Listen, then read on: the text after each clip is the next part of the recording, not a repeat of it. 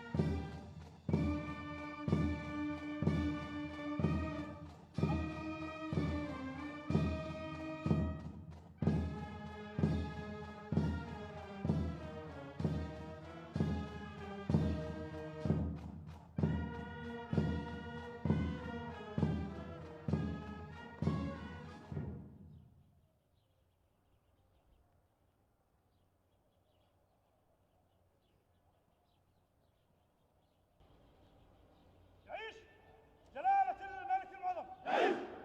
يعيش جلالة الملك المعظم. يعيش. يعيش جلالة الملك المعظم. يعيش. يعيش.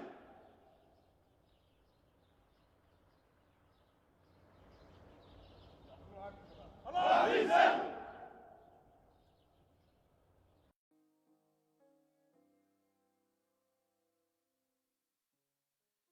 جلالة الملك المعظم، سمو ولي العهد المعظم،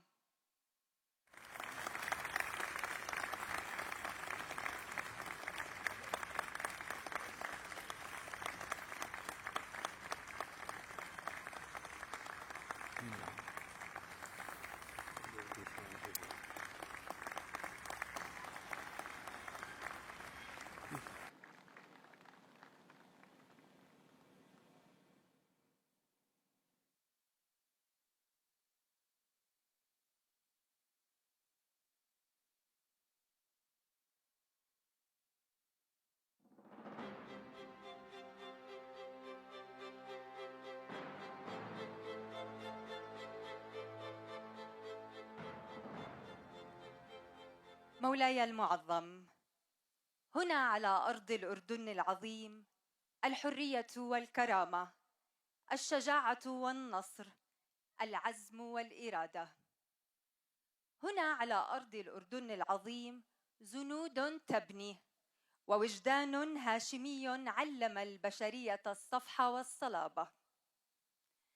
فوق كل شبر أردني قصة تخلد تاريخ استقلالنا 79. اليوم نحتفل معتزين فخورين بمسيرة تزهو بالاستقلال العظيم. نحتفل بماضي الأردن المشرف وبحاضر قرن ويزيد من الإنجاز والبناء، تطلعاً لرؤية المستقبل المستمدة من حرص قائد هو المعلم والأب لأبناء وبنات شعبه الأوفياء. فكل عام والأردن الأعز بألف خير. هنيئاً لوطننا وقائدنا في ذكرى الاستقلال التي تمنحنا تاريخاً متجذراً يبعث فينا قمة الفخر، قمة العز. نستأذنكم سيدي بأن يتفضل رئيس الوزراء دولة الدكتور جعفر حسان بإلقاء كلمته بهذه المناسبة.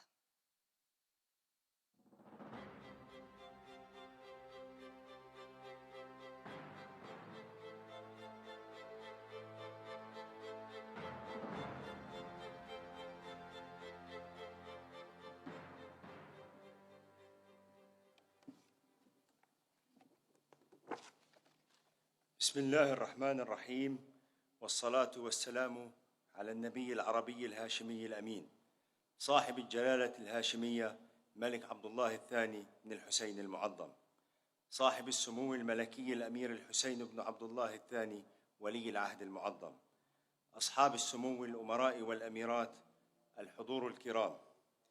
في هذا اليوم الأعز في تاريخ الأردنيين أرفع إليكم سيدي صاحب الجلالة يا حامي الاستقلال ومحدث الدولة الأردنية أسمى آيات التهنئة والمباركة، وأبارك للأردنيين الغر الميامين بهذا اليوم وهم يستكملون مسيرة الوطن لما هو أعظم. وأبارك لنشام قواتنا المسلحة وأجهزتنا الأمنية الباسلة وهم يسيجون الأردن عزاً وأمناً. نحتفل وعيوننا ترنو لمستقبل تتعزز فيه المنجزات. نحتفل كل يوم بكل أسرة أردنية تضيء دروب أبنائها بحب الوطن، وبكل معلم يبني مستقبلاً لطفل، وبكل طبيب يعالج مريضاً، وبكل مزارع يروي أرضه، وبكل عامل يميز الأردن بمنتجه ليصل العالم، وبكل مجتهد مثابر يحقق أحلامه.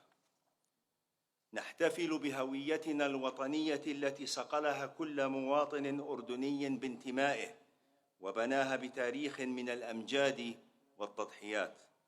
نحتفل بأردن قوي بمبادئه، صلب بقيادته، متماسك بشعبه، ثابت على الحق، صادق مع ذاته وأمته.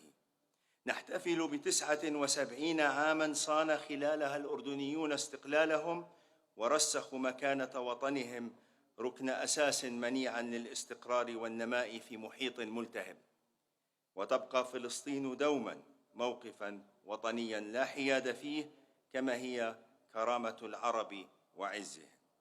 نحتفل ب79 عاماً واجه الأردن خلالها الفوضى والحروب المحيطة بنا بالسياسة والحنكة والحكمة والاعتدال، وواجه ندرة الموارد ببناء الإنسان وصون كرامته وإعلاء شأنه. وكان إيمان الأردنيين بقيادتهم يمضي بهم إلى بر الأمان. نحتفل بالأردن الذي يغرس الأمل دوما ويمد أيادي العون، وكنا سباقين نداوي الجراح ونغيث الملهوفين حيثما يكون الوجع والمحن. نحتفل بإنسانية هذا البلد وشعبه، الإنسانية التي فقدها العالم على شواطئ غزة المنكوبة.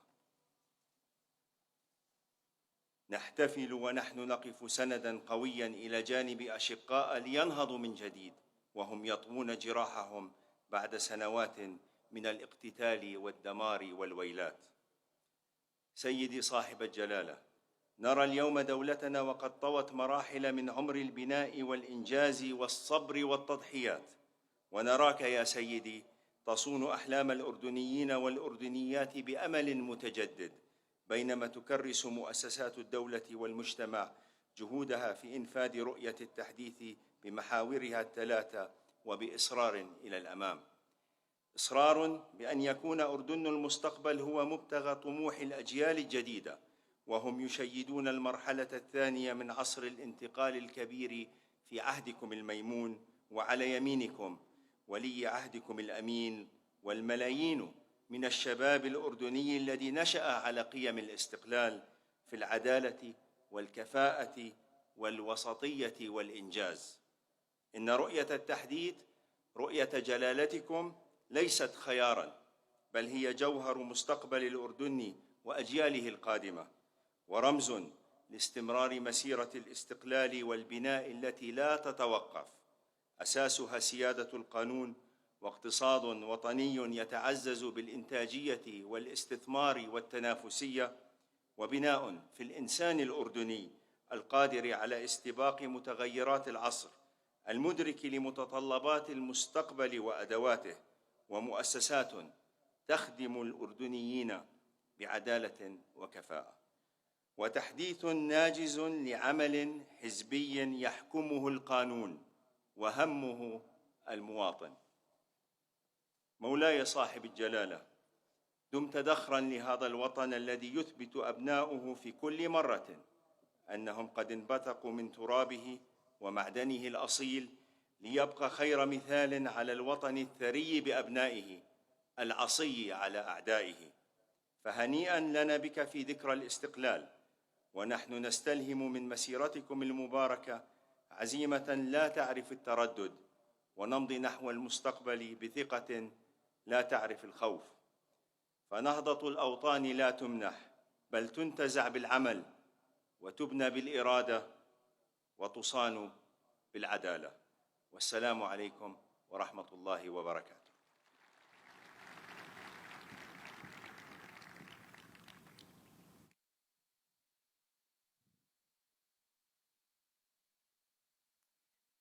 الاستقلال يعظم فينا معاني الاعتزاز بالوطن، ليذكرنا بأنه حق لنا أن نفرح بما حققنا وأن نمضي نحو المستقبل بخطى ثابتة.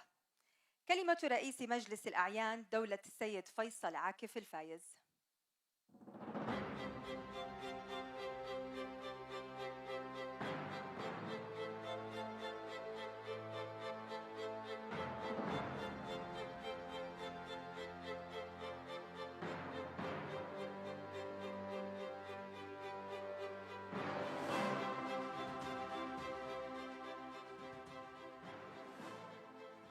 بسم الله الرحمن الرحيم، والصلاة والسلام على سيد المرسلين محمد النبي العربي الهاشمي الأمين.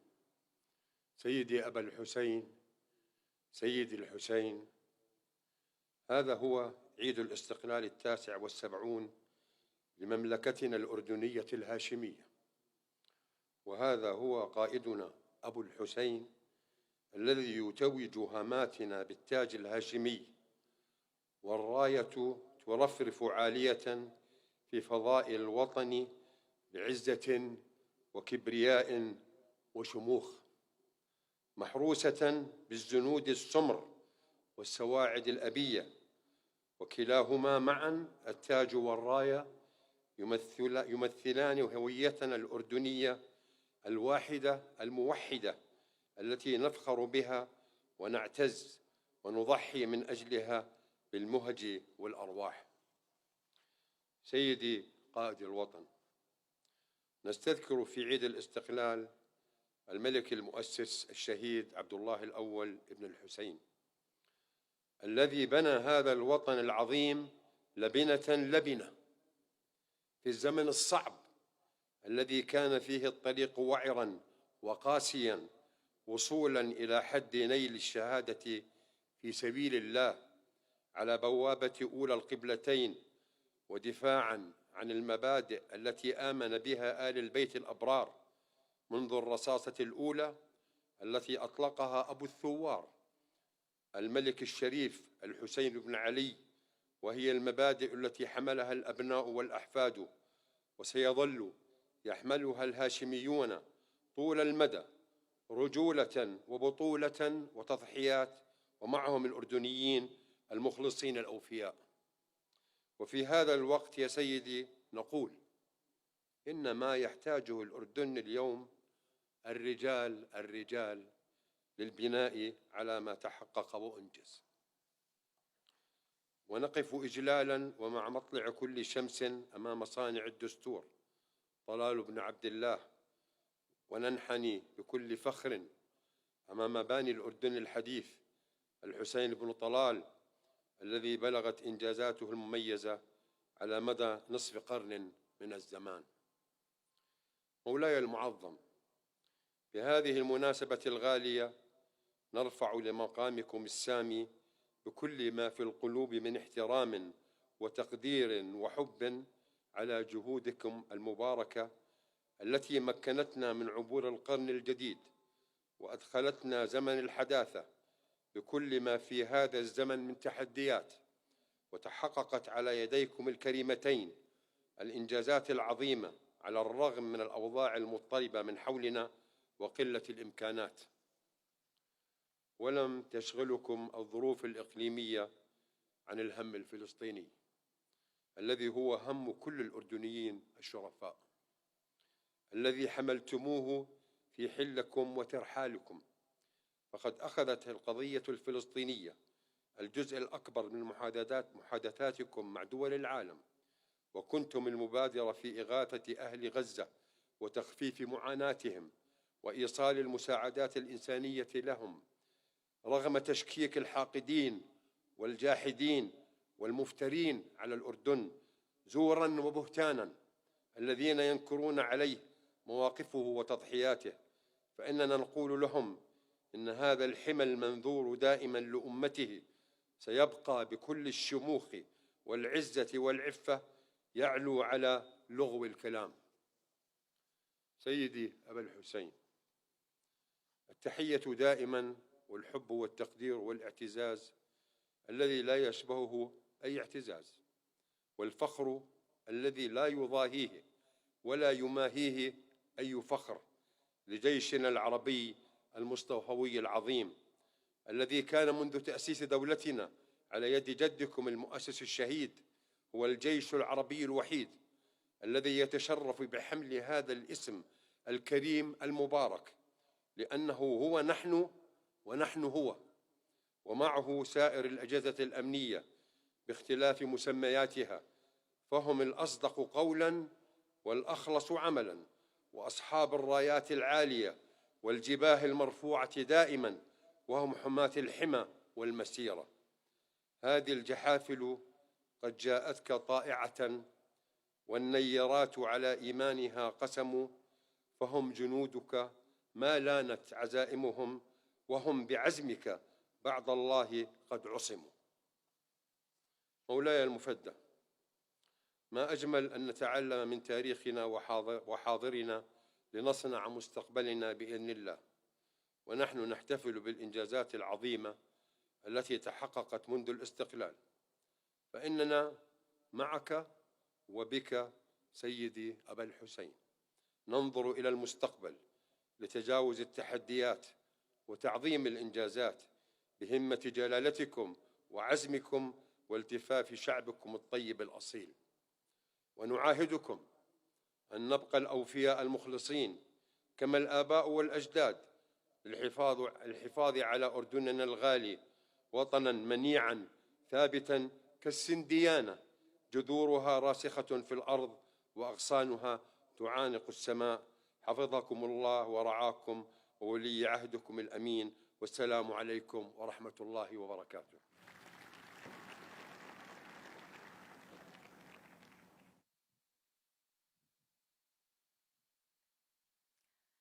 وطن بنيناه على نهج الأجداد، حفراً بالصخر ودفاعاً عن ثراه، وسنبقى نصون منجزاته ليبقى بعون الله حضناً دافئاً آمناً للجميع، نعمل فيه كتفاً إلى كتف ليكون دوماً في المقدمة.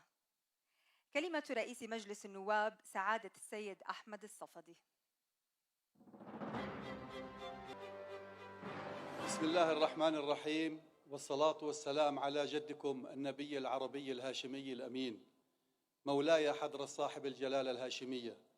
يشرفني أن أقف بين يديكم الكريمة في هذا اليوم الأردني العظيم كرئيسا لمجلس النواب، وكعسكريا سابق تشرف بالخدمة في صفوف قواتكم المسلحة، وأكردني ما شف قلبه يوما غير الهوى الهاشمي، وما نظر للتراب الأردني إلا أنه الأطهر والأعز والأغلى، وما كان الولاء عنده لعرشكم المفدى إلا عقيدة والإيمان بأنكم بنو هاشم أشرف من وطأت أقدامهم الأرض، وأول قبيلة أعز بها العرب. مولاي المعظم، نحتفل اليوم بعيد استقلال أردننا الغالي، ونحن لا ننظر للاستقلال في إطار احتفالية فقط. الاستقلال هو التاريخ الممتد تضحية وكبرياء، هو ذاك الزمن الذي ابتدأ من دم الهاشمي جعفر الطيار في مؤتة، وهو يقاتل دفاعاً عن الدين، ويكتب التاريخ بنصل السيف، ويحلق في المدى شهيداً مطهراً، ويعلن بدمه انبلاج فجر الحق والدين. وبين عبد الله الأول ودرجات الأقصى تصعد لاحتضان دمه الشريف، ويرتفع إلى عليين شهيداً نقياً على خطى الهاشميين في الفداء وتلبية نداء العرب، ليكون دمه الطاهر أول توقيع على استقلال الدولة وصعود الكرامة والضمير. ما بين دم جعفر الطيار ودم عبد الله الأول يعرف الأردن ويعرف استقلاله. مولاي المعظم، في عيد الاستقلال أيضا نقرأ الشيب على رأسك الأغر، وهذا ليس شيب العمر فقط، هذا نتاج قتال ودبلوماسية، ونتاج تعب، نتاج جيش رفعت مداميك الشهادة فيه وجعلت للبنادق خطابا وقرارا، هذا نتاج دور قدمته وإرادة فرضتها وشعب أمنته يوم كان الشر يحيق بالحدود وبالعالم العربي.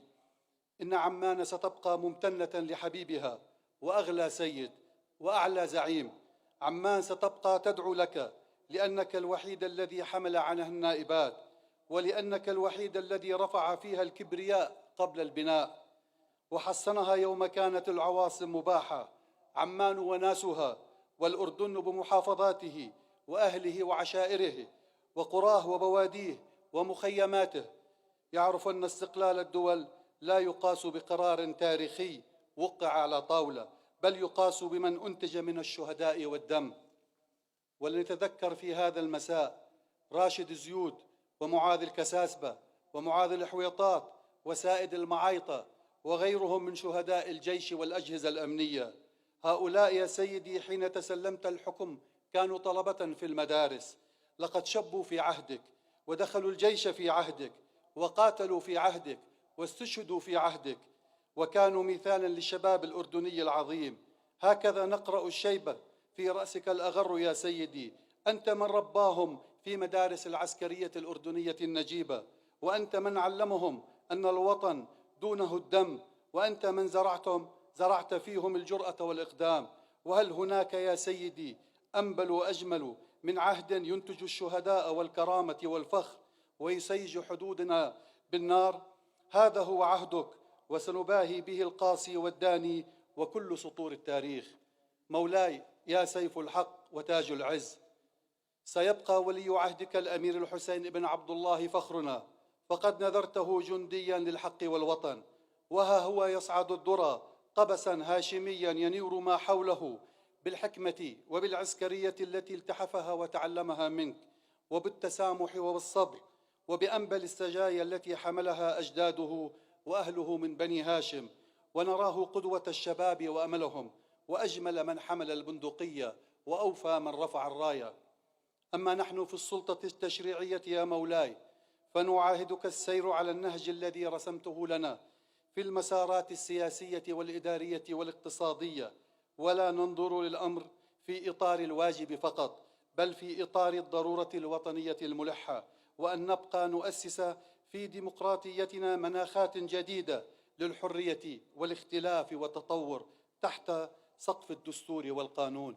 مولاي القائد الأعلى للقوات المسلحة، للحاملين شعار نحميكم فوق كل أرض وتحت كل سماء، درع الوطن الحصين الجيش العربي، جنود المجد وصقور سلاح الجو، وأخوتهم العيون الساهرة في جهاز الأمن العام، جنود الضياء، فلهم تحية التقدير والعرفان، ضباطا وضباط صف وأفراد. مولاي القائد، ومن قصر الحسينية وعلى بعد أمتار من هنا يسكن فرسان الحق، حيث الأصبع يعطف على الزناد والطلقة تصدح باسم الأردن على كل معتد أثيم، وحيث الرجولة تختصر السيف والرمح والتاريخ، وتقول للمدى أن العسكرية الأردنية ولد منها الفداء، وعلى سيفها أشرقت الشمس، وفي جبينها السمر نقرأ ألف إيمان وألف صلاة وألف وفاء للعرش والوطن. ولحليب الأمهات الذي رضعه الجنود طهرا على طهر ووفاء على وفاء، وكان الأردن فيه صوت الآذان الذي قرأ على مسمعهم عند الولادة. فتحية لفرسان الحق، ورد الوطن وشمسه التي لا تغيب ولن تغيب. وفي الختام دائما وأبدا عاش الملك زعيما مهابا قويا عزيزا، وعلى يمناه سيف الحق الهاشمي الأمير الحسين المفدى، نبض قلب مولاي ومولاتي المعظمين ونور عيوننا جميعا. وعاش أردن الكرامة والشعب العظيم، وعاشت فلسطين عربية وعاصمتها القدس العروبة. والسلام عليكم ورحمة الله وبركاته.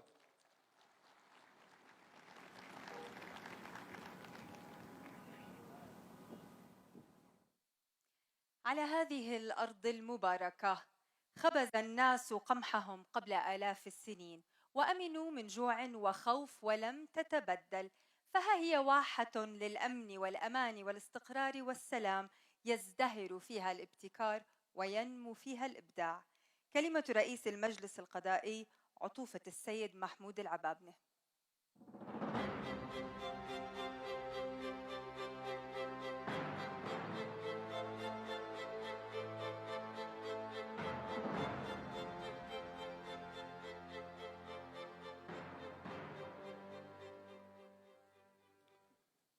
بسم الله الرحمن الرحيم، والصلاة والسلام على سيد الأنبياء والمرسلين. سيدي صاحب الجلالة الهاشمية الملك عبد الله الثاني بن الحسين المعظم، صاحب السمو الملكي الأمير الحسين بن عبد الله الثاني المعظم، السلام عليكم ورحمة الله وبعد. لم يكن استقلال الأردن لحظة تاريخية ماجدة فحسب، بل علامة وطنية فارقة، فقد ولد ونشأ هذا الوطن بالتضحية والفداء من أصدق مشروع عروبي تحرري نهضوي، فكان الأعز نشأة بالامتداد تاريخي وحضاري عريق، والأصدق رسالة بقيادته الهاشمية الموصولة بأشرف نسب مع شرعية دينية وتاريخية مجيدة. فحق علينا أن نلتف حول هذه القيادة ونصون هذا الاستقلال بالحفاظ على كيان الوطن بكل مقوماته وتعظيم إنجازاته، منطلقين من تطلعات جلالتكم لغد أردني أفضل ومستقبل واعد آمن ومستقر تتعزز فيه ركائز دولة المؤسسات وسيادة القانون. سيدي صاحب الجلالة، وللقضاء نصيب من ذكرى الاستقلال، فقد حمل قانونه هذه الكلمة متفردا عن سائر قوانين القضاء في الدول الأخرى برمزية وجدانية تجمع المعنى والمضمون، تكريسا لقضاء يحكم بالحق والعدل وفقا لأحكام الدستور والقانون، ملتزمين بتوجيهات جلالتكم ومستمدين العزم من دعمكم الموصول لتحقيق عدالة ناجزة تحفظ الحقوق وتصون الحريات، مؤكدين لجلالتكم الاستمرار في التطوير والتحديث وفق خطط زمنية هادفة، مع التركيز على إعداد كوادر قضائية شابة وأهلة وتدريب مستمر ومتخصص يواكب التحديث التقني والتشريعي ومتطلبات الأمن المجتمعي والتنمية الاقتصادية والاستثمارية. سيدي صاحب الجلالة، نعتز بمواقف جلالتكم الحكيمة والمشرفة في الدفاع عن قضايا الوطن والأمة، وعلى رأسها القضية الفلسطينية وحقوق الشعب الفلسطيني والمحافظة على المقدسات الإسلامية والمسيحية والوصاية الهاشمية عليها. كما نعتز بمواقفكم الإنسانية النبيلة وما قدمه الأردن شعباً وجيشاً مصطفوياً وأجهزة أمنية من عون وملاذ آمن لكل مستجير ومستغيث. وختاماً يا سيدي، ندعو الله العلي القدير أن يديم على الوطن نعمة الأمن والاستقرار والازدهار، وأن يعيد هذه المناسبة على جلالتكم وأنتم تتمتعون بموفور الصحة والعافية. حفظكم الله ورعاكم وولي عهدكم الأمين الأمير الحسين بن عبد الله الثاني، وكل عام وجلالتكم والأردن بألف خير، والسلام عليكم ورحمة الله وبركاته.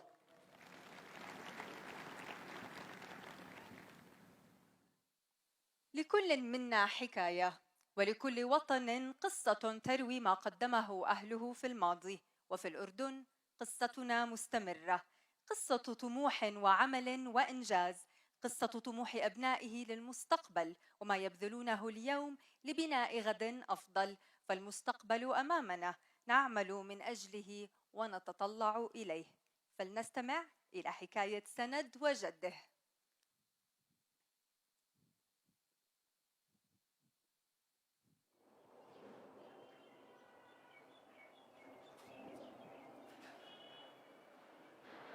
كل سنة وانت سالم يا جدي.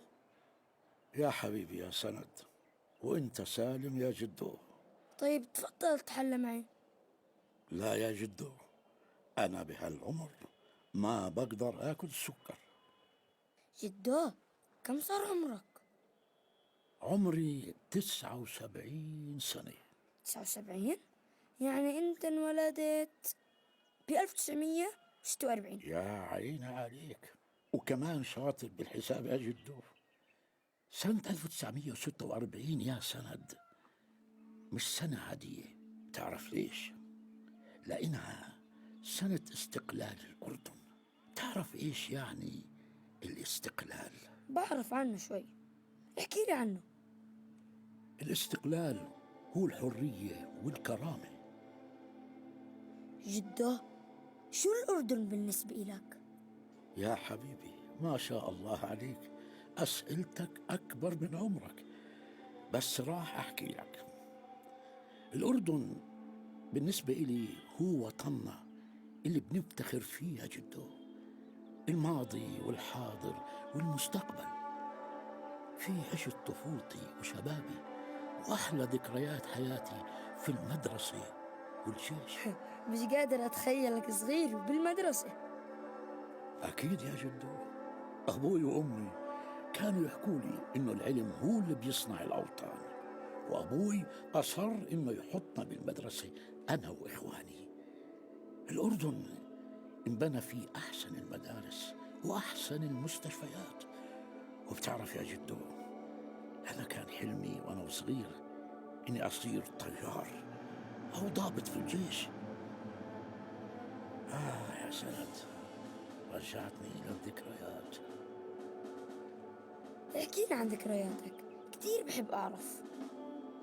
أنا كان عندي خيار أدرس بالجامعة الأردنية اللي كانت الجامعة الوحيدة بهذاك الوقت، أو في الكلية العسكرية.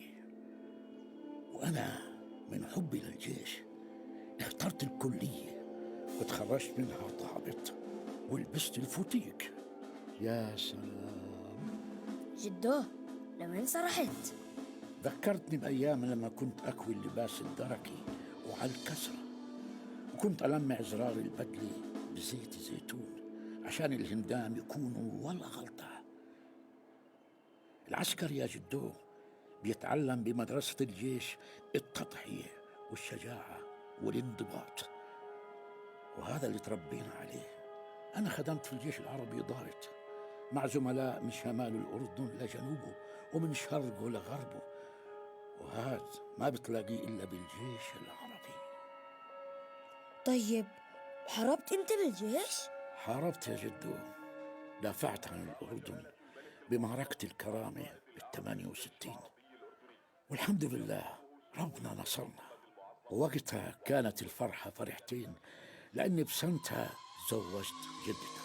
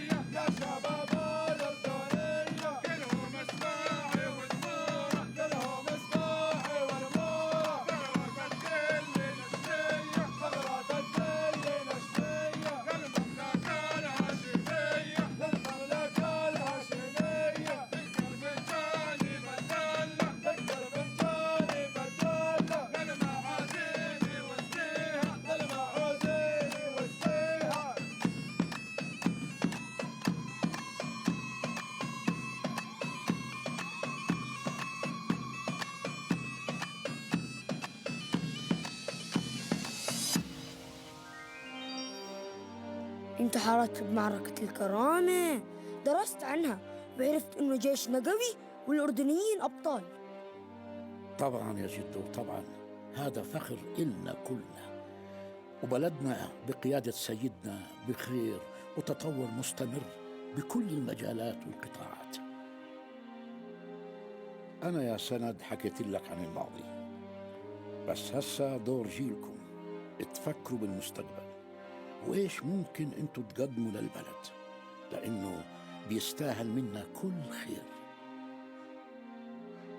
أنت احكي لي هسا، أنت ابن اليوم والمستقبل قدامك، شو الأردن بالنسبة إلك؟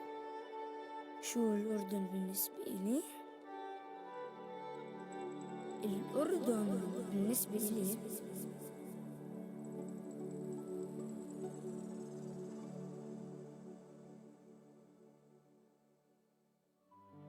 أمل،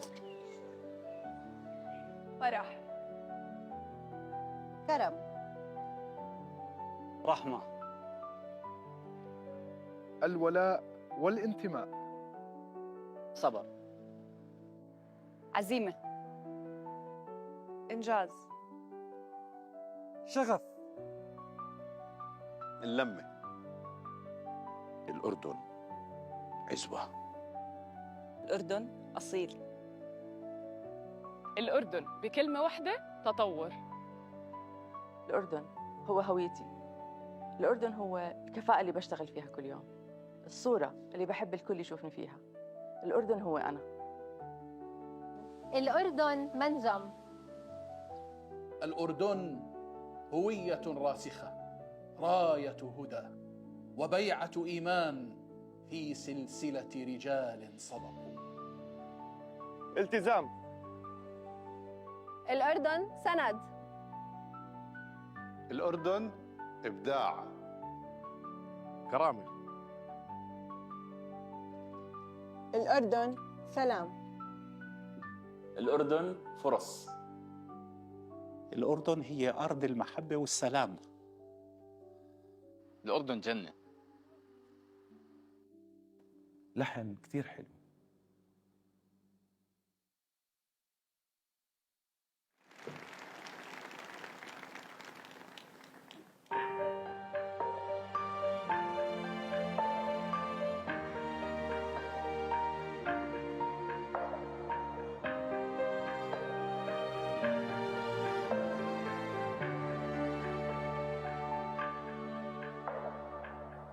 راسك بالعالي مرفوع الهامة، انت أردني أهل الكرامة. راسك بالعالي مرفوع الهامة، انت أردني أهل الكرامة. من الشمس السمرة من التراب الغالي، من أرض الهيبة جبينك مهيوبة. الله أكبر أردني يا بلادي، تكبر وتكبر بالصوت النادي. نعشق ترابك سهلك والوادي، بحرك والصحراء شمالك وجنوبك.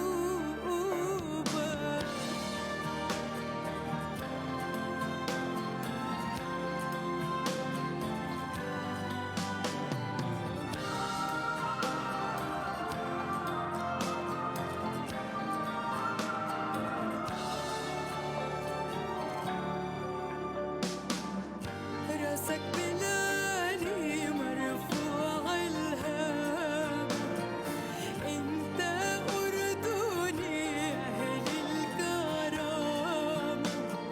من الشمس السمرة من تراب الغالي، من أرض الهبة جبينك مهيوبة.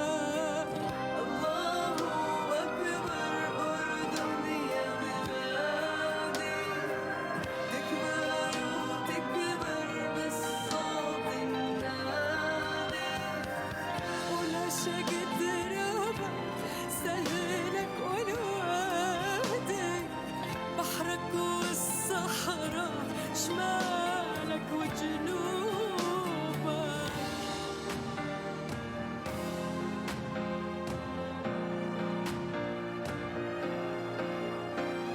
وضاء وجهك يا بلدي، خفاق الراية للأبد. وضاء وجهك يا بلدي، خفاق الراية للأبد. تاريخك كبر أزلي موفور العزة والمجد.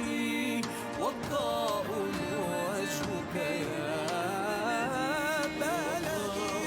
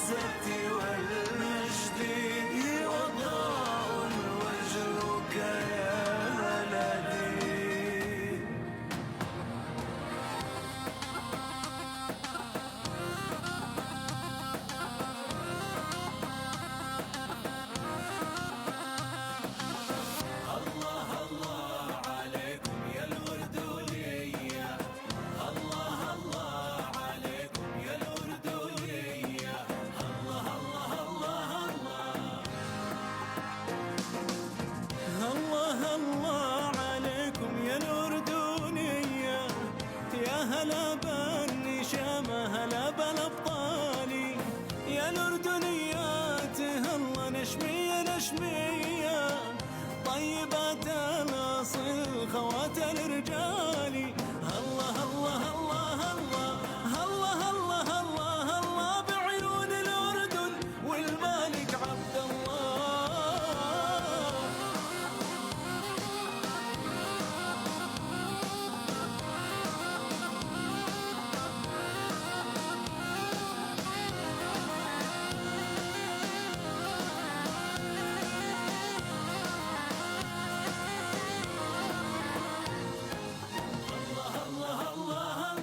الله عليكم يا الأردنية.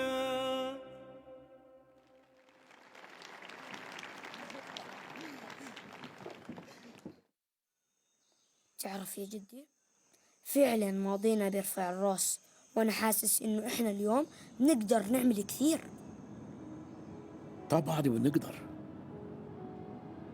حاضرنا مشرف، أردننا دائما للأفضل، من جمال الشمال وخضاره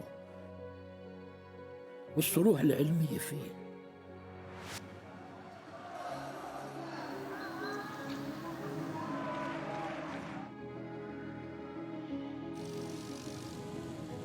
لسحر الجنوب وتاريخه والحضارات اللي مرت فيه،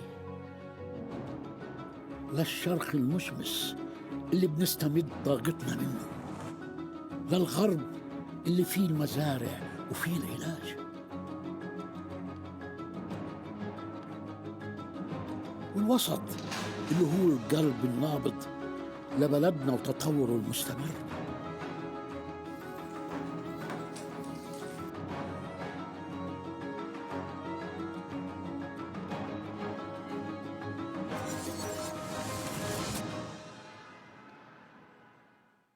وفي كل منطقة من بلدنا يا جدو منلاقي النشامة والنشميات اللي هم مصدر فخر لكل أردني وأردنية.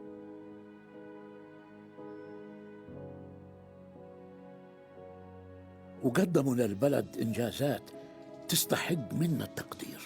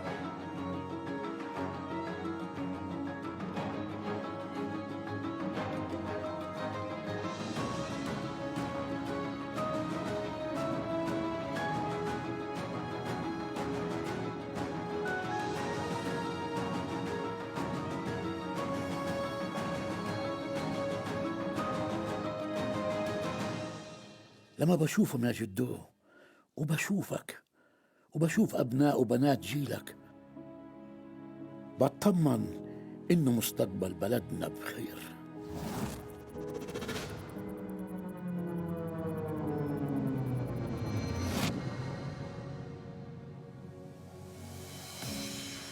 هاي الحكاية هي حكاية وطننا اللي انبنى بهمة وعزيمة.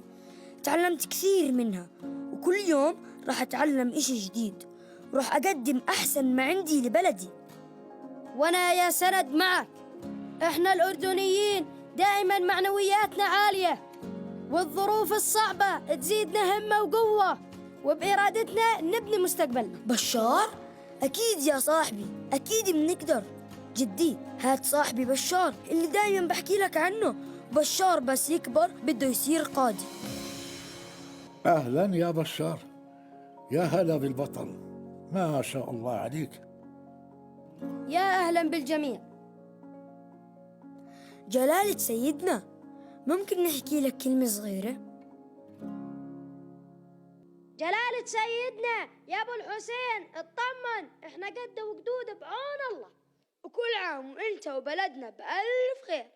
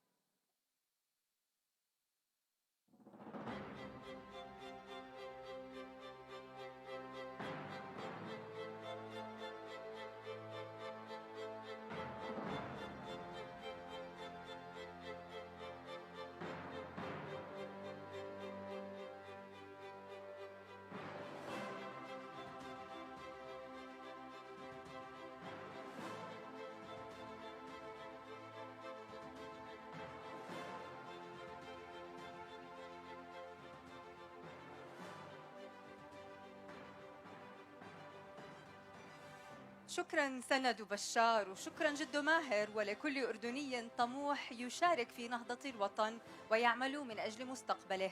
فمقدار حب الأردنيين لبلادهم ومليكهم بحجم عطائهم وإنجازهم لهذا الوطن الغالي. نستأذنكم صاحب الجلالة الهاشمية بالتفضل لتكريم مجموعة من أبناء الوطن وبناته ومؤسساته ممن قدموا إنجازات أسهمت في تعزيز مسيرة الأردن نحو التطوير والتحديث. الهيئة الملكية الأردنية للأفلام وسام الاستقلال من الدرجة الأولى لدورها في دعم صناعة الأفلام الأردنية وتعزيز مكانة المملكة عالمياً كمركز للإنتاج المرئي والمسموع. ويتسلم الوسام مندوباً عن صاحب السمو الملكي الأمير علي بن الحسين المعظم رئيس مجلس مفوضي الهيئة السيد رجا غرغور.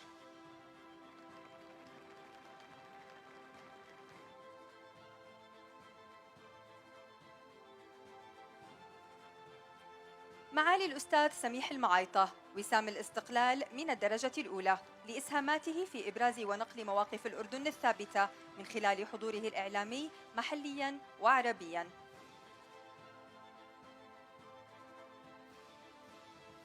عطوفة السيد عبد اللطيف النجداوي أمين عام رئاسة الوزراء وسام الاستقلال من الدرجة الأولى لإسهاماته في تطوير أنظمة لمتابعة أداء المؤسسات الحكومية بما يحقق أهداف التحديث الاقتصادي والإداري.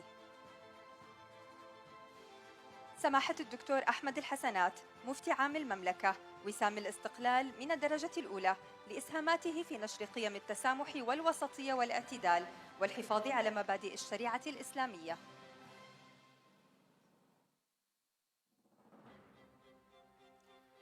مدرسة ثيودور شنيلر وسام الاستقلال من الدرجة الأولى لدورها في رفد المجتمع بطلبة مدربين على مهارات مهنية وتقنية تتوافق وهجات سوق العمل، وتأسست كمبادرة خيرية قبل نحو 60 عاماً.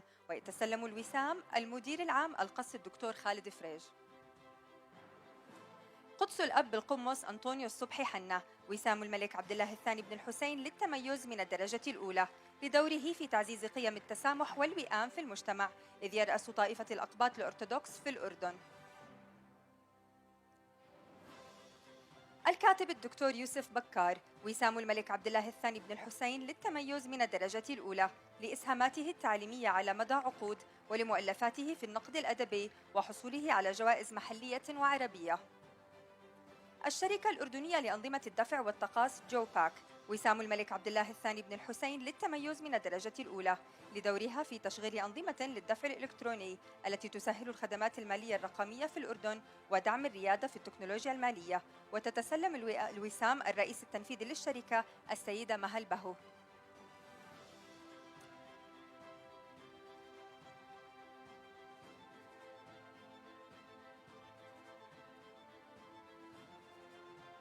نادي الجيل الجديد وسام الملك عبد الله الثاني بن الحسين للتميز من الدرجة الأولى لدوره في الحفاظ على التراث والفولكلور الشركسي وإقامة أنشطة ثقافية واجتماعية ورياضية.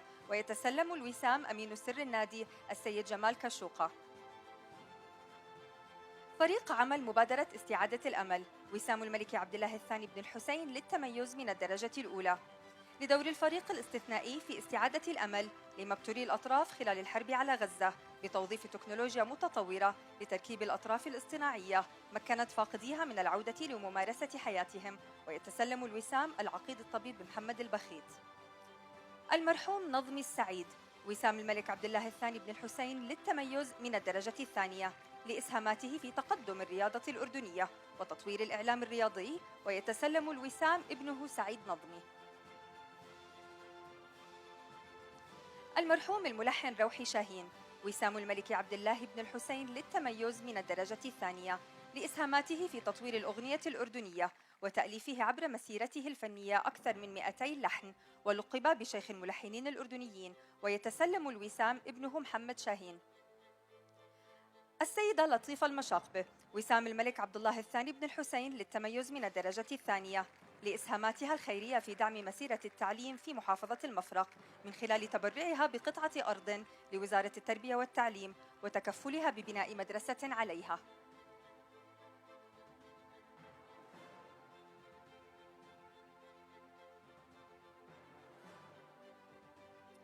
المهندس نائل مشربش رئيس مجلس إدارة هبة الحياة الدولية في الأردن وسام الملك عبد الله الثاني بن الحسين للتميز من الدرجة الثانية لإسهاماته في قيادة المنظمة التي تجري عمليات جراحية لإنقاذ حياة أطفال يعانون من تشوهات خلقية في القلب بالتعاون مع أطباء متطوعين من حول العالم.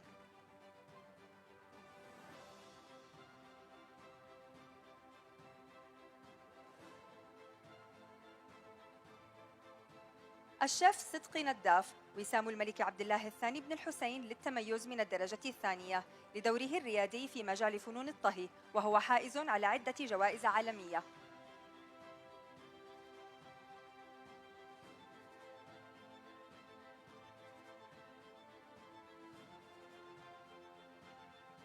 المهندس سهل الحياري وسام الملك عبد الله الثاني بن الحسين للتميز من الدرجة الثانية لدوره في تطوير فن العمارة من خلال دمج التصاميم المعاصرة والتقليدية وإسهاماته الأكاديمية على مستوى العالم وحصوله على جائزة نوابغ العرب عام 2024. السيد باسل العطار وسام الملك عبد الله الثاني بن الحسين للتميز من الدرجة الثانية لإسهاماته في التغطية الإخبارية للحرب على غزة لمدة عام ونصف كمراسل ميداني لقناة المملكة ولأدائه المتميز في تغطية الجهود الإنسانية والإغاثية الأردنية. الدكتورة مها العفيف وسام الملك عبد الله الثاني بن الحسين للتميز من الدرجة الثانية لإسهاماتها في مجال الهندسة الطبية والحيوية وعلم النانو وتمثيلها للأردن في منتديات عالمية وحصولها على جوائز محليا ودوليا.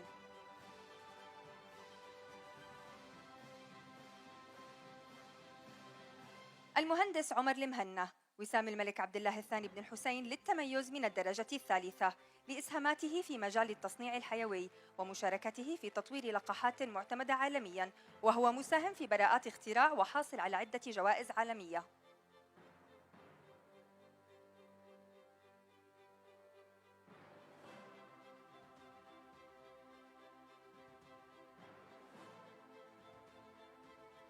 السيد حمدي الطباع وسام الملك عبد الله الثاني بن الحسين للتميز من الدرجة الثالثة لإسهاماته الريادية في تطوير التعليم الإلكتروني من خلال إنشاء منصة أبواب التي يبلغ عدد مستخدميها 40 مليون طالب وطالبة.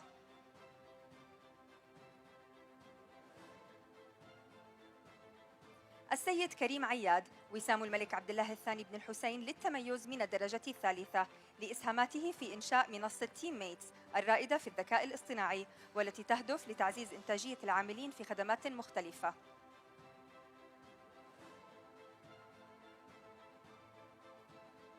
مشروع قناة آدم ومشمش التعليمي للأطفال وسام الملك عبد الله الثاني بن الحسين للتميز من الدرجة الثالثة لدوره في نشر التعليم التفاعلي للغة العربية من خلال الموسيقى، وتتسلم الوسام الشريك المؤسس والرئيس التنفيذي للشركة لما العدناني.